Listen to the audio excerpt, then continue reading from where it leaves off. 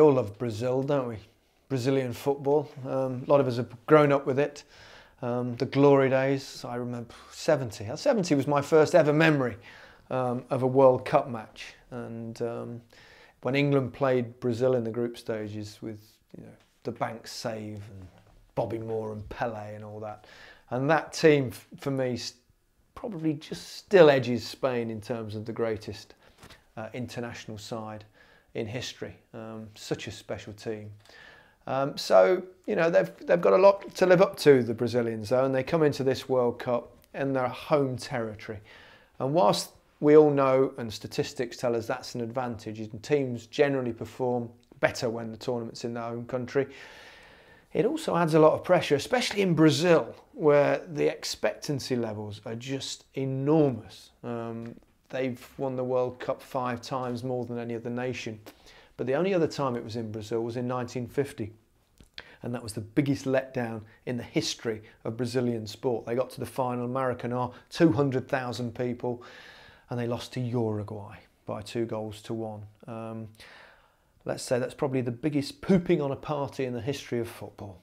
But can they, you know, put that right this time? They've had to wait a long time, 64 years if my maths are correct, to give it another go. And they have to be one of the favourites, of course. They've probably not got overall as a mix of the talent that they've had in one or two other sides, the Pelé sides, even the side that played in Spain was unbelievable, wasn't it, with the Zicos and those kind of players, brilliant players, where they lacked a centre forward, of course. But if you look at them now, you know, obviously they've got Neymar, the poster boy, brilliant skills, great individual, can score free kicks.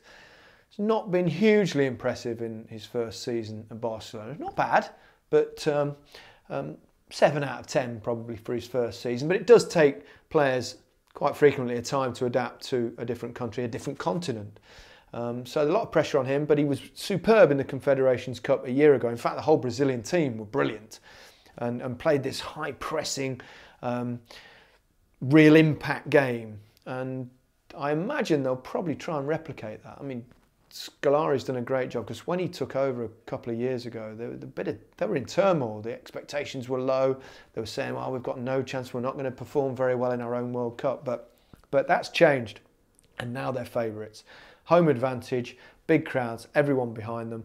Got to deal with the pressure though, which is never easy at playing at home. But if you use it like they did, and use the power of the crowd like they did in the Confederations Cup, World Cup's different, of course, but if they can use it and be relaxed, then they'll have a real chance. They had a real togetherness a year ago. They were dancing in the tunnel and doing all the samba things that they do. But they've got a lot of, you know, terrific players that, you know, proven internationals, Dani Alves and Thiago Silva, and then they've got Neymar, of course, and Fred's a goal scorer. The jury's out a little bit about him, because he's probably not the most gifted footballer Brazil have ever had, but he does score goals. He's been injured a lot of this season, though.